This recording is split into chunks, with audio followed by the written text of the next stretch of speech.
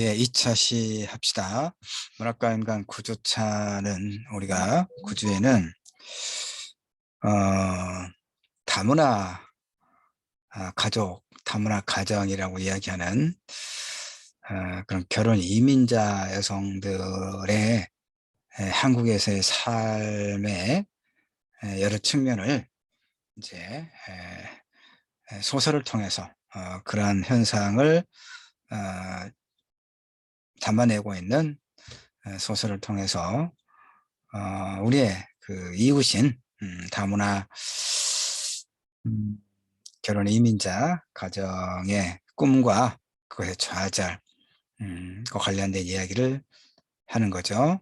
1차 시에는 이제 서론에 해당하는 어떤 배경에 관한 설명을 좀 많이 했고요. 2차 시하고 3차 시는 이제 문학 작품을 구체적으로 살펴봅시다.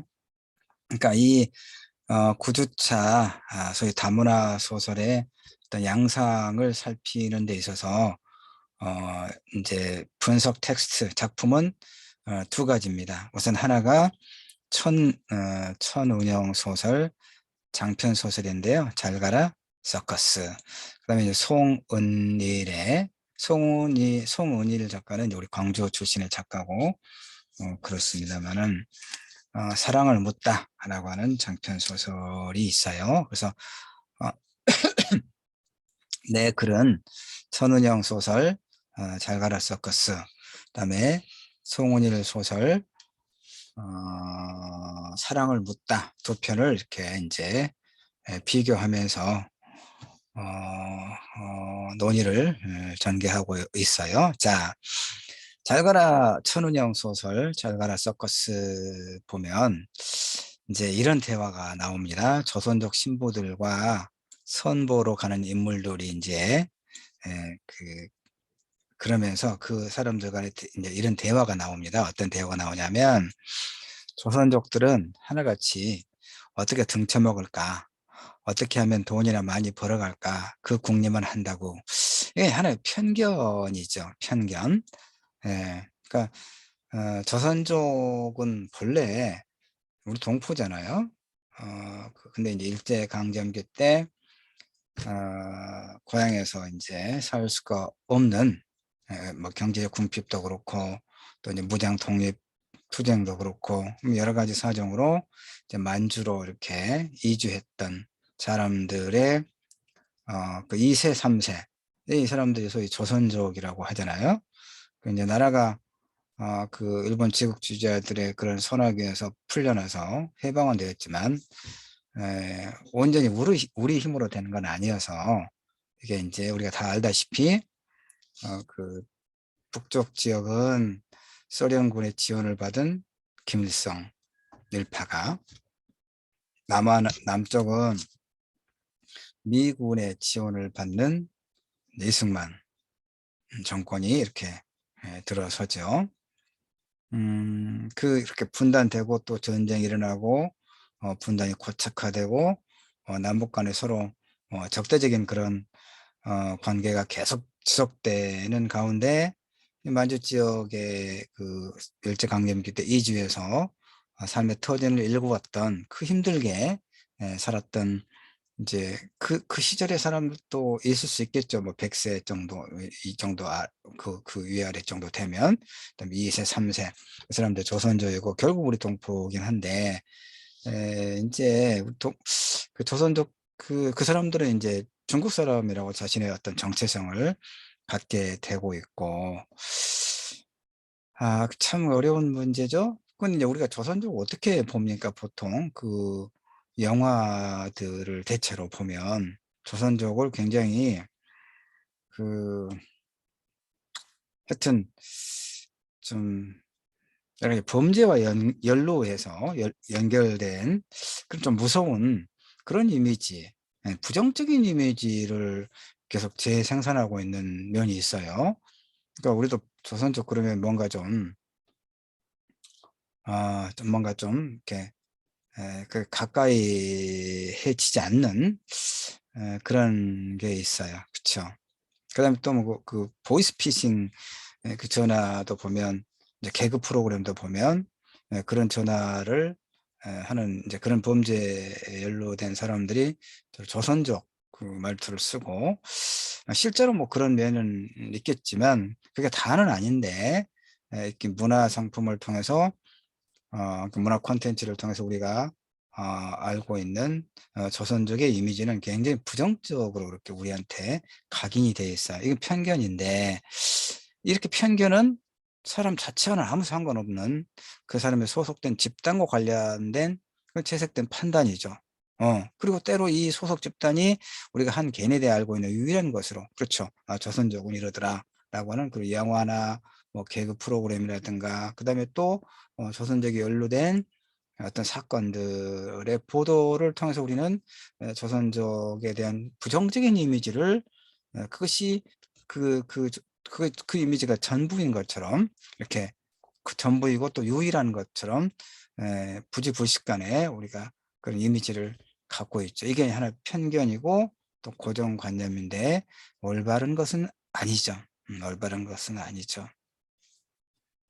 그래서 이 천운영 소설 자갈가라 서커스에서도 이제 조선족 신부들을 이제 선보러 가는 이 한국의 나이든 남성들이 서로 간에 이제 이런 대화를 한단 말이야. 조선족들은 하나같이 어떻게 우리를 등쳐먹을까? 어떻게 하면 돈이나 많이 벌어갈까? 그런 궁리만 하는 사람들이다라고 이제 신부들을 만나러 선보러 가면서도 그들에 대한 부정적인 어떤 그 편견에 바탕한 그런 그 이야기들을 하고 있어요, 이 소설이. 자, 그런데 내가 1차 시에서도 이야기했지만 이 많은 다문화 소설과 그 소설들을 분석하면서 그 작품의 어떤 가치 판단을 하고 있는 그 메타 언어, 문학 비평들이 대부분 어떤 그 관점을 취하고 있다고 그랬습니까? 그러니까 우리 이제 우리 같은 원주민들이 어떤 가해자, 그다음에 그 결혼 이주 여성들은 어떤 피해자, 억압받는 이런 이제 일부의 현실이 다 전부인 것처럼 그 그려내고 있다는 그런 문제의식을 나는 이제 갖게 됐어요. 그래서 내 글에서는 예를 들어서, 그러니까 이제 소수자를 억압의 대상으로만 바라보는 시각은 어떤 측면이 있냐면, 피해자의 억울한 현실을 드러내 준다는 점에서는 긍정적인 측면도 있죠. 그러니까 한국 사회에 와서 이제 결혼을 매개로 한국 사회에 이주한 그 외국인 여성들이 그 가부장적인 그런 어떤 구조 속에서 남편과 시댁, 그리고 주변의 어떤 그 부정적인 시선, 그리고 때로는 어떤 물리적 폭력, 그리고 또 이제 많은 경우 이렇게 어떤 가난이라고 하는 경제적 요인, 이런 것들로 인해서 이제 뭐 목숨을 잃기도 하고 뭐 이제 가출을 해서 또 범죄에 노출되기도 하고, 네, 그렇게 해서 소위 코리안 드림이 실패로 끝나고 마는, 네, 그런 것들을 이제, 왜냐하면 그 사람들은 한국어를 통해서 자신의 그런 그 코리안 드림이 어떻게 비극적으로 끝나는가에 대해서 하소연을 하거나 그려내지 못하잖아요. 그러니까 지금 다문화 소설이 굉장히 많이 발표가 됐는데 결혼 이민자 여성이 직접 작가로서 그런 내용을 이제 서사화해서 발표한 그런 소설은 없거든요. 그러니까 이제 한국인 작가들이 우리 사회 그런 일정한 문제를 이제 이야기의 어떤 구조를 통해서 문제를 제기하고 있는 것은, 그런 측면에서는 우리의 그 어떤 그 여론의 환기라든가 이런 작용하는 데서는 그 대신 말하기라고 할 수 있겠죠. 그런 면에서는 상당히 긍정적으로 볼 수 있습니다.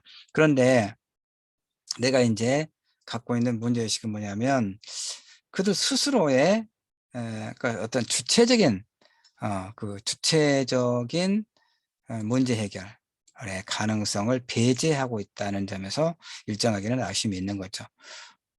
소수자는 소외당한 객체이기도 하지만 자신이 처한 현실과 문제를 해결하려고 적극적으로 움직일 가능성을 지닌 주체라고 우리가 볼 수 있잖아요. 그렇죠. 이건 나중에 이제 그 장애인을 제재로 한 문학 작품을 또 우리가 비평문 내 또 글을 통해서 공부를 한번 할 거예요. 특히 이제 장애를 갖고 있으면 일단 비장애인들과 비교할 때 뭐 이동도 그렇고 일상생활도 매우 불편하겠잖아요.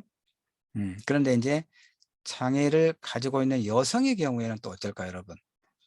장애인 일반이 가지고 있는 그 생활의 불편과 일정한 어떤 그 차별에 덧붙여서 장애를 가지고 있는 여성이기 때문에 겪는 이중 삼중의 고통이 또 있거든요. 내가 이제 그걸 나중에 공부를 할 겁니다. 근데 이 문제 의식은 똑같은 같이 내가 적용을 해요. 그러니까 장애를 가지고 있는 사람들, 그리고 특히 여성들이 갖는 소위 무성성의 강요, 남성도 아니고 여성도 아니고 뭐 니들이 어떻게 결혼해, 니들 어떻게 섹스를 할 수 있어 라고 하는 그 자연적인, 우리 인간이 가지고 있는 매우 자연적인 어떤 본능과 욕구를 부정당하고 있거든요. 그 장애 여성들이. 근데 이 소위 다문화 가정의 결혼 이민자 여성들 역시 계속 이야기를 했지만 그 코리안 드림을 안고 한국의 이 아주 낯선 곳에 와서 결혼 생활을 하고 아이를 낳고 살아가는 그 과정이 너무나 힘든 거죠. 이랬을 때 그러면 그 장애 여성이 그렇듯이, 장애인과 장애 여성이 그렇듯이 이 다문화 이민자 가족의 가정의 여성들의 문제는 이런 이제 문학을 통해서 그들의 문제를 우리의 문제로 이렇게 그 확대해서 숙고할 수 있는 좋은 그런 성찰의 계기를 마련해 주는 긍정적인 측면은 있지만, 그들 자신들이 당면한 문제를 해결할 수 있는 하나의 주체되기를 좀 간과하고 있는, 대신 말해주기는 일정하게는 의의가 있지만 본인의 목소리는 아니라고 하는 측면에서, 알겠죠? 그래서 나는 이제 그 본인의 목소리, 그 어떤 문제 해결의 주체로서의 가능성, 이것을 이 두 작품을 통해서 이제 좀 더 본격적으로 한번 살펴보자, 이런 얘기입니다. 그다음에 이제 소수자 이야기 계속 하고 있는데, 소수자는 기본적으로 이제 숫자가 뭐 다수자, 소수자.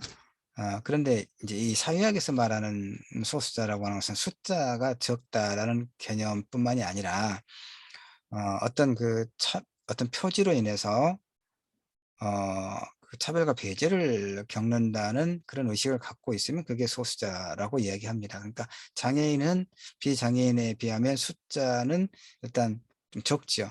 그러나 그 숫자 개념으로 접근하는 게 아니라 비장애인에 비해서 장애인들은 여러 가지 그 어떤 생활의 불편을 겪고 이것이 차별과 배제라고 하는 어떤 의식을 갖게 되겠죠. 그랬을 때 장애인은 그 소수자라고 말할 수 있는 겁니다. 여성도 마찬가지입니다. 한국 사회에서 여러분, 여성은 소수자인가요, 아닌가요? 숫자로 보면 소수자는 아니죠. 거의 뭐 남성보다 조금 더 많을까? 거의 비슷하죠. 비슷한데 정치적으로는 소수자라고 말할 수 있죠. 정치적으로는 여전히 우리 사회가 좀 더 많은 이제 진전을 이루고는 있지만 여전히 남성 중심의 가부장제라고 하는 것이 여러 측면에서 작동하고 있기 때문에 여성은 그런 면에서는 이제 정치적인 어떤 소수자다라고 말할 수 있어요. 물론 소위 이대남들의 이제 이런 말 들으면 억울하죠.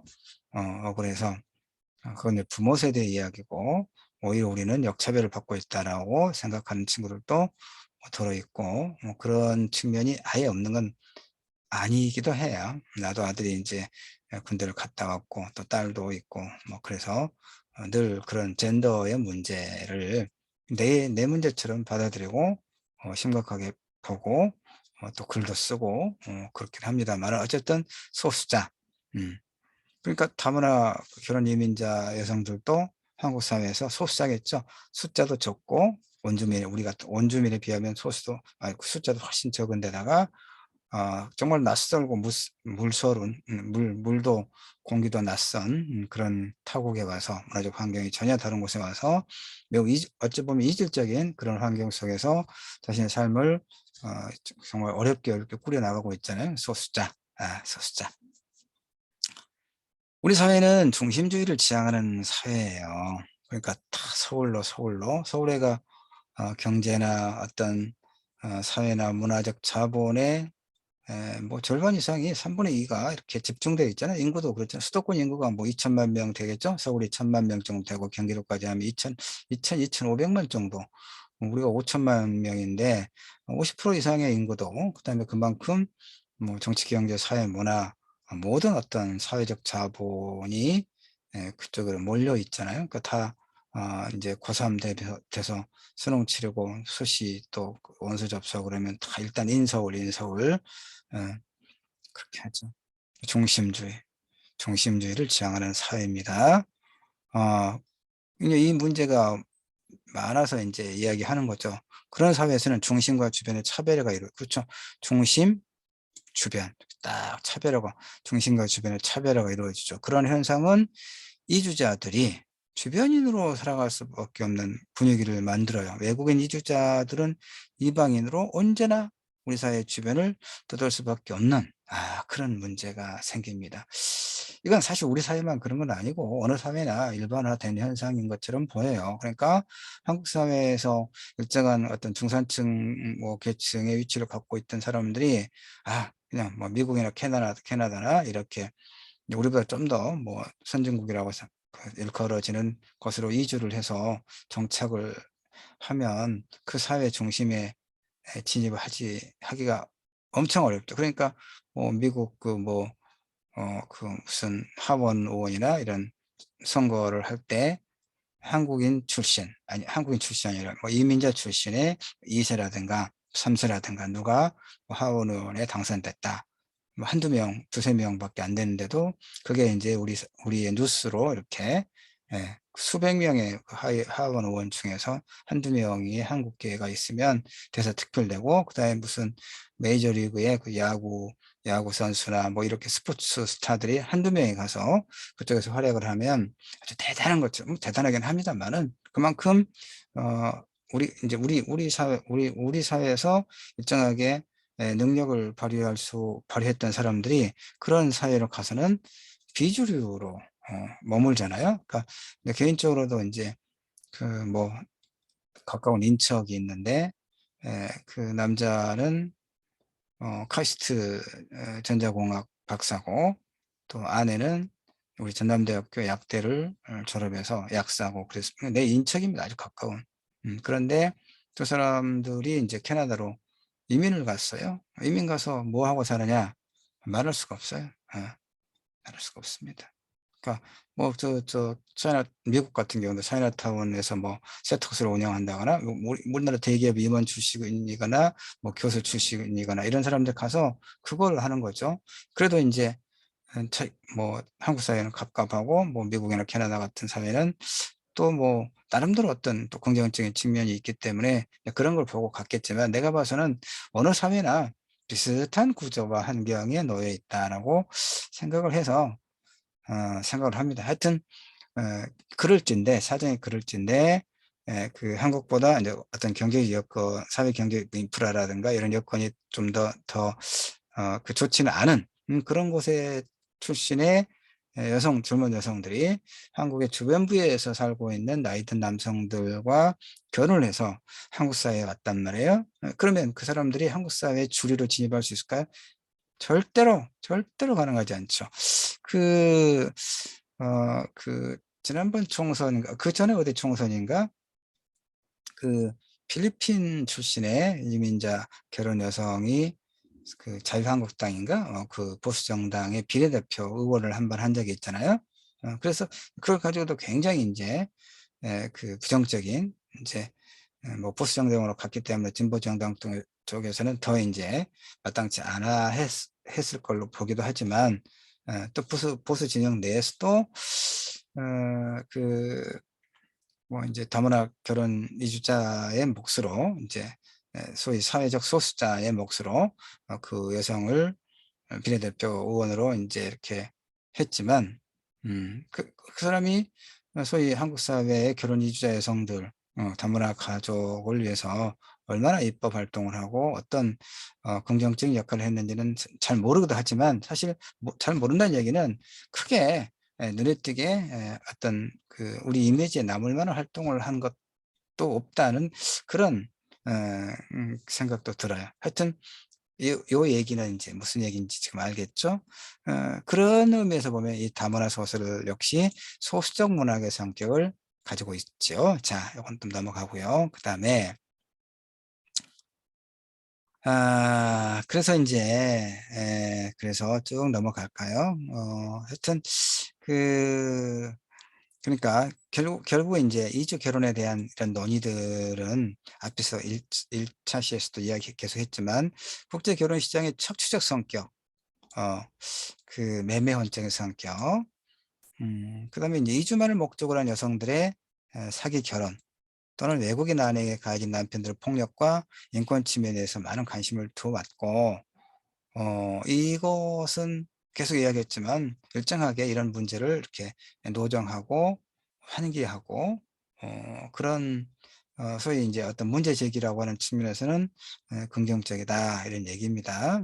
그러나 결국은 인제 조금 더 봅시다. 그다음에 시장이라고 하는 것이 이게 쪼끔 그냥 전문적인 것이어서 내가 넘어가려고 합니다. 이렇게 내가 설명하지 않은 부분은 굳이.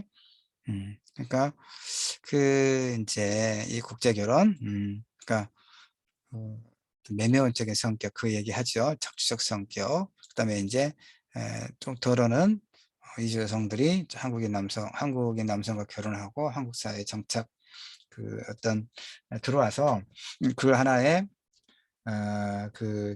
뭐 취업이라든가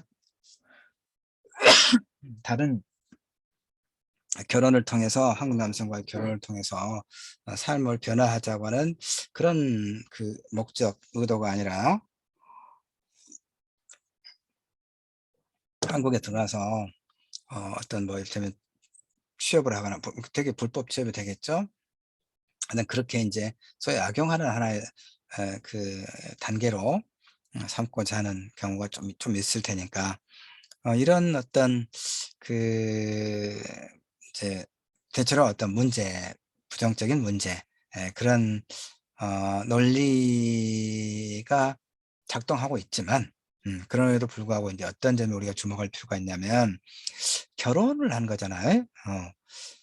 결혼이라고 하는 것은 어쨌든 간에 인제 그 시작은 뭐 매면적인 성격이 있었다 할지라도 결혼을 하면 두 사람 간의 어떤 친밀한 결혼이라고 하는 두 사람 간의 일단 친밀한 관계를 만들어 나가는 과정이잖아요. 그쵸? 결혼을 하면 인제 성인들이니까 뭐 동침도 하고 그다음에 뭐 식사도 같이 하고 일상을 같이 공유하는 거잖아요. 그러니까 몸도 마음도 그러니까 굉장히 친밀한 어떤 관계가 부부라고 하는 그런 제도 속의 관계잖아요.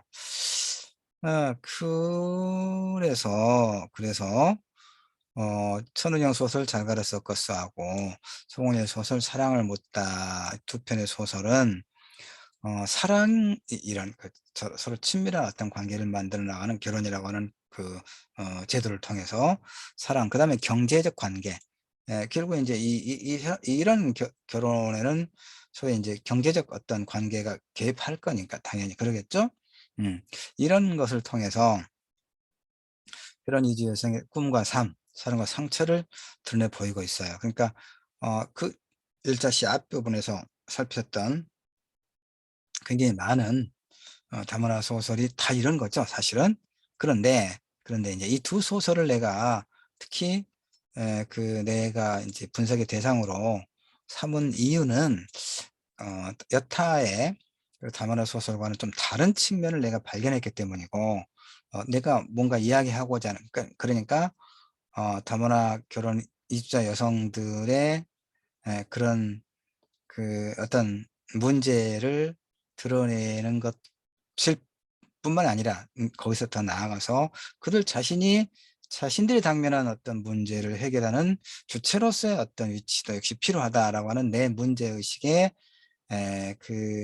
매우 적합한 하나의 텍스트가 이 두 소설이었다 이런 얘기죠. 아주 많은 다문화 소설 중에서 어떻게 이 두 소설을 대상으로 비교하면서 논의를 전개해 가느냐 이게 중요하거든요. 왜 이 소설이냐 이를테면.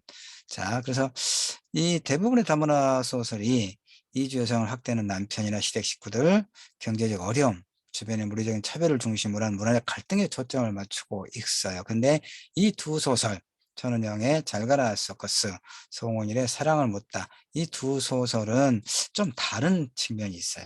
예. 뭐냐면 그래서 인제 어떤 게 다른가를 좀 더 볼 텐데, 이 두 소설은 그러니까 결혼 이주 여성의 한국 문화에 적응하는 문제, 나아가 이민자 가정을 이루는 데 있어서 사랑과 경제의 관계를 바탕으로 한 감정 자본주의 문제. 감정 자본주의 좀 어려운 개념인데 어쨌든 요건 쪼끔 요 부분까지는 이해할 수 있겠죠? 내가 이 글을 통해서, 이 두 작품을 통해서 이야기하려고 하는 게 무엇이다라고 하는 것은 인제 이해될 거예요. 그다음에 인제 내가 계속 강조했던 이들이 어떤 주체로서, 유목이라고 하는 건 인제 이동하고 떠도는 거잖아요. 그러니까 그 먼 자신의 고향에서 이 먼 한국까지 왔어요.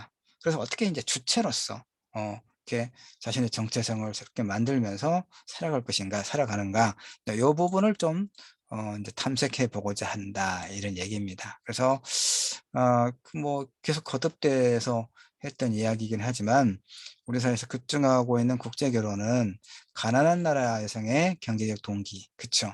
그다음에 한국 남성의 가부장적 전략의 협상 결과. 이 말의 의미가 뭔지를 알겠죠? 가부장적 전략이라고 하는 것은 인제 되게 지금은 좀 덜하기도 하지만 한국 사회에서 나이 먹으면 소위 결혼 정년기라고 정해 놓은 게 있어요. 나는 이제 30 살에 결혼했는데 나는 좀 늦게 한 편이었어요. 내 친구들이나 내 또래들 보면 되게 남자들의 경우 스물 뭐 6 빠르면 6도 하고 보통 7, 8. 나는 30 살이었으니까 오히려 내 세대 중에서는 좀 늦게 한 편이잖아요. 이제 바로 그렇게 결혼 정년기. 그러면 인제 30이 넘어가면 "언제 결혼하니?" 뭐 이런 이야기를 하죠. 지금은 인제 그런 이야기하면 꼰대 소리를 듣고 배척당하고, 그러니까 그런 말을 하는 사람들은 이제 없죠. 조심스럽죠. 부모라도 조심스럽게 이야기하고 그러죠. 그런데 바로 인제 이제 결혼을 해서 가정을 이루어야 그게 정상적인 어떤 삶인 것처럼 여겨졌잖아요, 우리 한국 사회에서. 바로 이게 인제 그런 가부장적 어떤 제도와 문화 속에서 인제 소위 결혼 정년기를 지나서 나이도 들고 한국 사회의 어떤 일정하게 주변부에 위치하고 있고, 사회 경제 위치가 낮고, 그래서 인제 한국 여성과 결혼하지 못하고, 그래서 인제 그런 결혼 중개업체들의 자본의 발빠른 어떤 상술이긴 한데, 에 그 그래서 인제 동남아시아 여성들, 가난한 나라에 자신의 삶을 바꾸기를 열망하는 그런 여성들, 20대 초반의 여성들과 이렇게 연결 지어 주는 이제 소위 국제 결혼의 패턴이 이렇게 되어 있잖아요. 응? 이런 인제 이런 상황에서는 두 사람 간의 친밀한 관계가 이루어지는 결혼은 도구적 성격이 강조되죠. 응? 그래서 감정이나 정서적 요인이 간과되고 있어요. 그러나 외국인 신부들의 결혼 동기를 경제적인 차원으로 하는, 이건 현실이긴 하니까. 그렇다 하더라도 그것만 가지고 이야기하면 매매원적인 성격이 지나치게 부각이 되면, 그러니까 남성은 내가 이를테면 비용을 들여서 어 상품을 구매하듯이 내가 선택하는 거다. 그러니까 말과 인제 하여튼 폭력적으로 지배하고자 하는 그런 문제가 발생하고, 그다음에 여성의 경우에는 인제 소설에서 나옵니다마는 좀 이따 보겠지만, 내가 팔려왔다는, 예, 내가 팔려왔다는 그런 의식을 가질 수 있겠죠. 그러니까 그런 어떤 폭력적 상황에서도 참아내야 되는, 참지 않으면 또 다른 방법도 없으니까 이제 그러다 죽기도 하고, 집을 나서서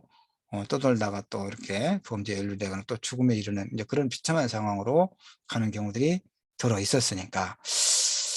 그래서 나는 인제 경제적인 차원의 문제를 모른 체 하자고 하는 건 아니지만, 더 중요한 것은 그러니까 이 결혼과 이주를 통해서 이들이 배우자와의 관계를 범한 자신들의 삶을 어떻게 만들어 가고자 하는지에 대해서 주목할 게 필요하다. 이게 내 문제의식입니다. 그래서 인제 이 두 소설이 송원일의, 아니, 천은영의 잘 가라 서커스와 송원일의 사랑을 묻다, 이 두 소설의 공통점이라고 할까? 유사점이 있어요. 이 두 소설을 이제 분석의 그 대상으로 삼은 이유가 이제 설명되고 있는데, 이 두 소설에서는 여성 인물이 모두 조선족 출신이라고 하는 유사성이 있어요. 그 다음에 그녀들의 결혼 상대인 한국 남성들이 모두 불구를 가지고 있다는, 불구라는 말도 이게 아마 장애 감수성에 문제가 있어서 이런 말 쓰면 아마 안 될 겁니다만, 하여튼 그 장애를 가지고 있는, 장애를 가지고 있어요. 그 다음에 또 하나 뭐가 있냐면, 자, 조선족 출신이면 어떤 장점이 있습니까? 언어가, 그러니까 동남아시아 뭐 필리핀이나 뭐 태국이나 캄보디아나 뭐 이런 이제 여성들보다는 조선족은 어쨌든 이렇게 좀 억양이 좀 다르긴 하지만 그래도 한국 에 바탕을 두고 있으니까 언어적 소통에 있어서는 동남아시아 여성들보다는 훨씬 더 소통의 문제는 굉장히 일단 알아듣고 또 자신의 의사를 웬만큼 표현할 수 있기 때문에 언어적 소통의 문제라고 하는 점에서는 굉장히 장점일 수 있겠잖아요. 그러니까 일단 조선족 출신이고, 근데 이제 그녀들의 결혼 상대인 한국 남성들이 장애를 가지고 있다고 하는 공통점이 있고, 또 하나 공통점이 뭐냐면, 대체로 이제 결혼 이민자 여성들이 계속 이야기했던 것처럼 이제 소설도 기왕의 다문화 소설 여성 인물들이 겪게 되는 경제적 고통과 대체로 가난하잖아요. 아니 뭐 한국 사회에서 중산층의 어떤 그 사회 경제 위치에 있고 어떤 전문적인 직종에 종사하고 그런 사람들이 저 가난한 나라의 그 외국인 여성을 자신의 배우자로 맞아서 결혼하는 경우가 있습니까? 없죠? 없죠? 없잖아요. 되게 이제 그 역관계는 있죠.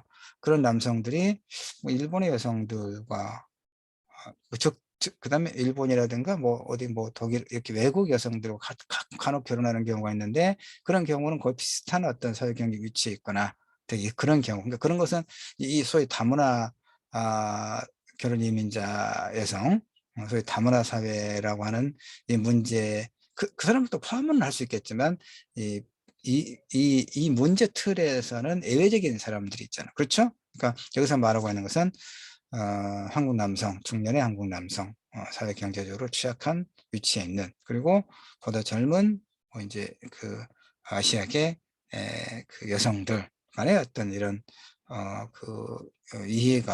이해관계로 맺어진 어떤 결혼, 이걸 이야기하는 것이죠. 자, 그런데 이 두 소설에서는 여타의 이제 그 다문화 소설의 여성 인물들이 겪는 그런 경제적 고통, 그다음에 남편을 비롯한 식구의 물리적 폭력에서는 비교적 자유롭다는 그런 공통점이 있어. 이 두 소설에서는, 알겠죠? 이 두 소설의 공통점은 그런 점이 있습니다.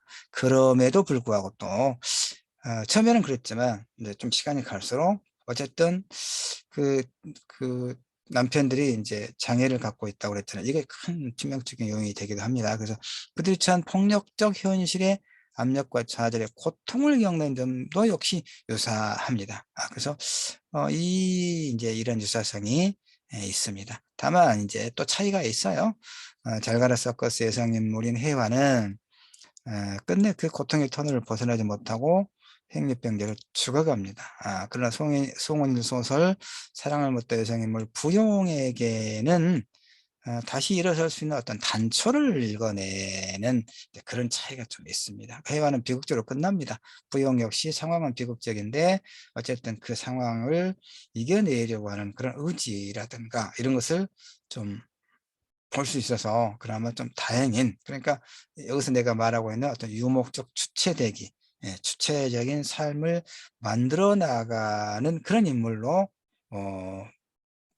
설명할 수 있어요.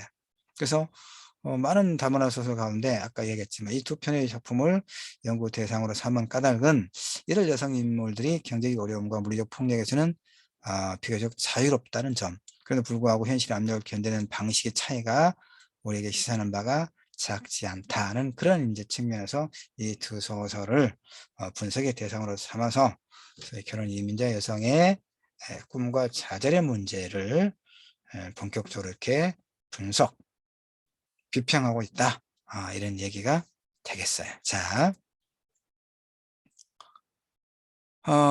인제 사랑과 감정 자본주의는 이제 감정 자본주의라고 하는 개념은 좀 어려운 설명이니까 그냥 쭉 가급적 쉽게 여러분에게 이 비평문을 이해하는 데 이해하는 데 이해 예 이해할 수 있을 정도만 설명을 할게요. 자, 여기 우리는 사랑은 어때요? 피이성적 행위이고 경제 행위는 이성적인 것으로 여깁니까? 경제적 행위, 뭔가를 경제적 행위는 어떤 계산을 해야 되겠죠? 우리가 뭔가 어떤 걸 구매할 때도 노트북을 구매할 때 뭐 아무렇게나 그냥 눈에 보이는 대로 하는 건 아니잖아요. 어 그 제품의 어떤 기능, 성능, 가격, 그다음에 브랜드 이런 것들을 비교해서 소위 가성비라든가 이런 거, 모바일도 마찬가지고 비교해서 또 '내가 감당할 수 있는 수준인가?' 이런 여러 가지 요소를 고려해서 뭔가를 선택하고 구매하죠. 이게 인제 이성적인 행위라고 말할 수 있습니다. 그러니까 보통 우리는 경제 행위는 이렇게 '합리적인 이성의 바탕을 둔 선택이다.'라고 보통 생각해요. 그러면 사랑은 어떻습니까? 내가 사랑은 비이성적인 행위라겠네. 그러니까 사랑은 물론 그런 결혼 시장에서는 그렇게 또 이렇게 꼼꼼하게 체크하죠. 그러나 인제 우리가 흔히 "눈에 콩깍지가 꼈다."라고 하죠. 연애할 때. 그런 사랑은 어찌 보면 "눈에 콩깍지가 꼈다."라고 하는 그런 표현이 이야기해 주는 것처럼 비이성적 행위죠. 남들은 다 야 말리잖아요, 주변에서. "아 아니야. 내가 봐서는 아닌 것 같아." 근데 그렇게 말리면 말수록 내 자존심도 또 상하고 그러니까 내 눈에는 오히려 그 사람이 더 멋지게 보이고 그 사람과 좀 더 잘 지내고, 그래서 너희들의 그런 판단이 틀렸음을 내가 증명하고자 하고 그러는 경우가 있죠. 그러니까 그렇게 본다면 사랑은 비이성적 행위다. 경제 행위는 이성적인 것으로 판단하기가 일반적으로 그렇다, 이런 얘기입니다. 그러나 그렇지만 오늘 우리 삶의 많은 영역이 상품화되고 있는 이런 전 지구적인 시장 경제 현실 속에서는 감정이 개입되는 친밀한 관계, 이 사랑이라고 하는 것, 이것도 역시 경제적인 요소와 무관할 수, 이것도 인제 어쩌면 아주 쉽게 설명하면 우리가 누군가와 데이트를 하고 연애를 할 때 상대가 가난하면 피곤하잖아. 그쵸? 내가 아주 굉장히 여유가 많이 있으면 내가 데이트에 드는 비용 뭐 까짓 거 뭐 다 내가 내면 되는 거죠. 그런데 나도 그 알바하느라고 애를 쓰고 그렇게 넉넉하지는 않은데 상대도 그러고 그러면 참 힘들잖아요. 소공녀라고 하는 한국 영화가 있는데요. 소공녀. 그 영화를 내가 예전에 봤는데 보고 인제 다음 브런치에 내가 이제 글도 쪼끔 올리고 그랬는데 지금은 그렇다면 내리고 그랬어요. 근데 어쨌든 그 소공녀 영화를 혹시 본 친구도 있는지 모르겠는데 그 영화를 보면 그렇게 인제 하여튼 20대 그 젊은 청년들, 그 여성인데 집이 없어서 인제 여기저기 떠돌아요. 살고 있는 집에 보증금 올려 달라고 그러니까 견딜 수가 없어서 학교 인제 동창이나 이렇게 서클을 같이 했던 선후배들 연락을 해서 가서 인제 일 주일 열흘씩 이렇게 얹혀 사는 뭐 그런 것으로 나옵니다. 그런데 내가 말하고자 하는 것은 뭐냐면 거기에 그런 대사가 나와요. 인제 뭐 하여튼 자취방에서 그 난방비 겨울에 난방비도 아껴야 되니까, 그다음에 난방을 때울 돈도 없으니까 월세 뭐 얼마 되는 것을 결코 밀려가면서 내야 되는 그런 상황이니까, 그런 상황에서 좋아하는 이제 젊은 남녀가 서로 인제 껴안고 인제 섹스를 하려고 해요. 그럼 뭐 그건 자연스럽고 아무 문제될 거 없으니까, 서로 좋아하는 사이니까. 그런데 그 영화에서 그렇게 인제 서로 껴안고 하다가 그만둬요, 그 관계를. 왜 그러냐면 너무 추워서. 세상에, 나 그 영화 보고 너무 가슴이 먹먹했어요. 그 방이 너무 추워서 옷을 벗고 서로 안을 수가 없는 거예요, 너무너무 추워서. 그래서 인제 다시 옷을 입고 따뜻한 봄 되면 "우리 그때 만나자."라고, 그리고 헤어지다는 거 아마 그럴 거예요. 그러니까 이 감정이 개입되는 친밀한 관계에도 경제적인 요소가 무관하지 않지요. 결혼 시장은 말할 것도 없고 결혼은 또 현실이기 때문에 그렇게 하지 않을 도리는 없지요. 그런데 연애할 때도 또 연애가 또 결혼과 연결되기도 하고 뭐 꼭 그렇지 않다 하더라도 일단은 그 어떤 마음의 부담이라든가 이런 게 있으면 만나는 게 좀 꺼려지고 그러잖아요. 소공리에서 말했던 아까 내가 그 장면은 뭐 인제 좀 예외적이고 극단적인 것이라고 말할 수는 있죠. 영화니까. 그런 점을 좀 더 강조해서 우리 오늘날 우리 한국 사회의 젊은이들의 삶의 한 단면을 이제 과장해서 보여준 거니까 뭐 실제로 누군가는 또 그럴 수도 있으니까.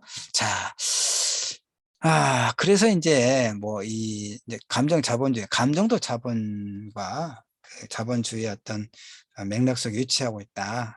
그 얘기에 우리가 감정 노동이라는 말을 많이 하잖아요. 특히 백화점과 같은 서비스 그 직계에 종사하거나 그다음에 콜센터 상담을 하거나 이런, 그다음에 뭐 그게 아니라도 인제 뭐 공무원이라도 민원 업무를 보거나 이런 하여튼 사람과 만나야 되는, 그다음에 뭐 그 자영업을 하시는 분들도 마찬가지고 식당이나 이런 거 누군가를 계속 이렇게 대면해야 되는 그런 상황에서는 끊임없는 감정 노동, 그 폭언 이런 것에 참아야 되고 그게 감정 노동이 있잖아요 다.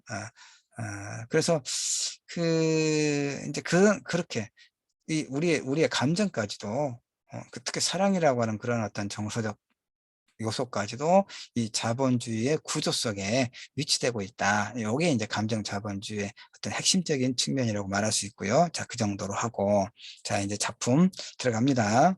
물론 인제 지금 2 주차 하고 있고 거의 인제 이 두 작품과 관련된 맥락에 대해서는 내가 충분하게 설명했어요. 인제 작품을 직접적으로 분석하는 것만 남았죠. 한 8분 남았으니까 좀 하고 그다음에 3차 시에 인제 마저 정리를 하고 그러면 될 것 같습니다. 지금부터는 그러니까 두 작품의 분석으로 들어갑니다 이제. 자, 천은영 소설 잘가라 서커스의 주인공은 조선족 처녀 림혜화, 송은일의 소설 사랑을 묻다의 주인공은 조선족 처녀 최부용. 자, 혜화는 아주 작고 마른 25살이긴 하지만 그보다 훨씬 어려 보이는 여자, 림혜화는 연길에서 마사지사로 일하고, 그녀의 경우 한국에 가고자 하는 사연은 남다른 데가 있는데 어렸을 때 뭐 그 어떤 남자 바레사를 전공하고 조선족 남자죠 같이. 그래서 한국으로 갔지만 속초 언저리에서 불법 체류자로 지낸다는 그 남자를 다시 만날 수 있으려는 기대. 이게 인제 그 낭만적인 어떤 그 사랑이라고 말할 수 있죠. 하여튼 그런 기대도 있고 그래서 한국에 가고 싶어 해요. 예. 그리고 그다음에 인제 사실 좀 더 중요한 것은 어떤 경제적 어려움을, 이런저런 어떤 경제적 어려움을 타개해 보자는 그런 것이 인제 같이 아우러져 있습니다. 누구요? 림혜와의 혜와. 천유영 소설 잘 가라 서커스의 주인공 혜와를 지금 이야기하고 있습니다. 그래서 인제 한국인 남성과 그 기회가 돼서 이러이런 추선이 있어서 결혼을 하게 됩니다. 그런데 그 인제 한국 남성은 인제 장애를 갖고 있다고 그랬잖아요. 서커스에서 재주를 부리다가 사고로 줄에서 떨어져서 인제 목소리를 잃어버린 그 장애인, 불구절한 말을 쓰면 안 됐을 텐데 한 10년 전에 이렇게 그런 말을 뭐 쓰고 그랬었나 봐요. 이거 좀 바꿔야 될 텐데 장애인 그렇게 해야 되겠죠? 하여튼 이 인호를 배우자로 선생님이 받아들여요. 그러니까 임혜화가 이 잘 가라 서커스의 주인공 조선족 처녀 임혜화가 이제 한국 남성과 결혼하게 되는, 그리고 특히 인제 이런 장애를 가지고 있는 이 인어가 목소리를 잃어버리고 이런 인제 장애자임에도 불구하고 그 결혼하게 되는 이제 어떤 요인들을 지금 여기 설명하고 있습니다. 그다음에 인제 그 사랑을 묻다의 조선족 처녀 최부용. 부용은 또 어떤 인물이냐. 꽃던 나이 20살의 희망이라고는 없는 현재 자신의 삶에서 벗어나고자 돈 3천만 원의 지적장애인 남겸에게, 그러니까 여기는 또 지적장애인입니다 이 남겸은. 예? 한국 남성은. 그러니까 잘가라 서커스의 주인공 림혜화는 목소리 뭐 이제 말을 하지 못하는 그런 이인호와 결혼을 하고, 그다음에 사랑을 묻다의 주인공 최부용은 지적장애인인 남겸에게 시집을 와요. 알겠죠? 둘 다 어쨌든 공통되는 그 결혼의 동기는 뭡니까? 그 인제 경제적인 어떤 삶, 그런 인제 그런 희망이라고는 없는 그런 삶에서 벗어나고자 하는 그런 열망. 어. 자, 그래서 여성들의 이주에는 여러 가지가 있지만 특히 경제적 어려움과 실업이 예 그래서 해외 많은 이주 여성들이 같은 이유로 이주를 결심하고 실행해요. 같은 얘기겠는데 또 다른 주요 이유로 하겠는데 결국은 삶을 바꾸기 위해서 그렇죠? 더 풍요롭고 근대적인 국가로 통합되고 싶은 욕구 그런 기대가 여성들의 이주를 부추긴다고 이렇게 이야기를 합니다. 자, 그래서 최부영 사랑을 못다 여성 주인공 최부영은 두 가지 뭐 같은 얘기라고 했습니다. 잘 가라 서커스의 주인공은 조선족 처녀 림혜와도 자, 그런데 이제 그런데 에, 음, 그러니까 이 조선족 사이에서는 이렇게 한국인 남성과 결혼을 해서 결혼이든 취업이든 그 한국에 갈 수 있는 한국에 갈 수 있고 한국에서 자유롭게 살 수 있고 또 부모까지 초청할 수 있는 비자를 손에 들는 것은 뭔가 대단한 어떤 걸 성취한 것 같은 그런 뭐 그런 게 있나 봐요. 이 소설을 보면. 예. 그래서 이제 이 빚을 얻기 위해 그녀의 친구 화수는 직업도 버리고 순정도 버렸다. 뭐 이렇게 예. 자, 사랑을 묻다 여성임을 부영은 이제 하여튼 한국 공부를 하고 한국어로 글을 쓰는 작가가 되고 싶었고 대학에 진학하고 싶었는데 그런 형편이 되지 못했다 이 말이죠. 많은 조선족이 한국으로 건너가 숱한 실패를 겪는 이야기를 많이 들었어요. 그러나 그럼에도 불구하고 한국에 가고 싶은 열망들은 집요하게 조선족 이제 한국은 어쨌든 경제적으로는 상당하게 번영했죠. 세계 뭐 10대 무역국가 그러니까 그래서 잘 살고 싶어서 한국에 가고 싶은 것이지만 또 자신 있는 곳에서 벗어나고 싶은 것, 도망치기 희망이라고는 없는 그런 그 삶. 음. 그래서 모든 것을 도망쳐 홀을 날아가고 싶은 그런 어떤 열망이 투 소설의 조선족 그 여성 인물들이 가지고 있는 뭐 공통적인 한국인 남성과 그다음에 장애를 가지고 있음에도 불구하고 선선히 그걸 받아들이고 한국으로 이제 오게 되는 예. 그런데 이제 그런데 어떤 이제 문제가 발생하냐 하나의 코리안 드림이라고 말할 수 있잖아요. 여기까지 보면 코리안 드림인데